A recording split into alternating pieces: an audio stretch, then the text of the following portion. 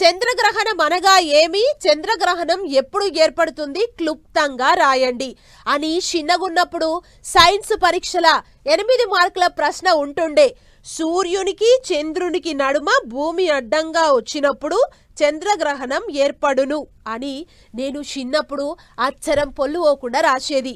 అవుగాని ఇప్పుడు గీ ముచ్చట నేనెందుకు చెప్తున్నానో మీ అందరికి ఇప్పటికే సమజై ఉంటది కదా. చూడురి గ్రహణం ముచ్చట్లేంటియో.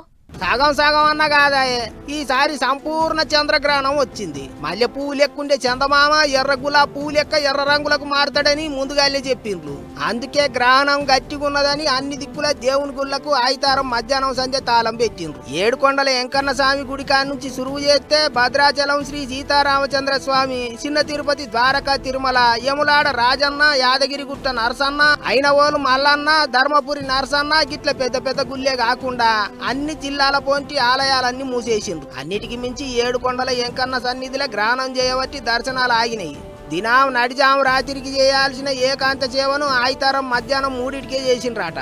అటెనక గుడికి తాళం పెట్టిండ్రు. భక్తులకు తిప్పల కాకుండా 50,000 పులిహోర పొట్లాలు, బిస్కెట్ ప్యాకెట్లు పంచిపెట్టే యువరం చేసిండ్రు. గ్రహణం అంతా ఒడిచినాక అన్ని తీర్ల శుద్ధి చేసుకొని మళ్ళా దర్శనాలు చాలు చేస్తాం అన్నట్టు చెప్పిండ్రు గుడి ఆఫీసర్లు. ఇక నమ్మేటోళ్ళు నమ్ముతారు, నమ్మనోళ్ళు నమ్మరు. గాని గ్రహణం యాళ్ళ కంటే ముందుగానే మాపటి తిండి తినేయాలి, గ్రహణం ఒడిచినాక తానం చేసుకోవాలి అన్నట్టు చెప్పిండ్రు అయ్యగారు. ఇంకో దిక్కు గ్రహణం అంటే అదో సైన్స్ అవన్నీ ఏం లేవు అన్నట్టే మాట్లాడిండ్రు ఇంగింతమంది. కానీ ఎవరి నమ్మకం వాళ్ళదే అనుకుంటారు చాలా మంది.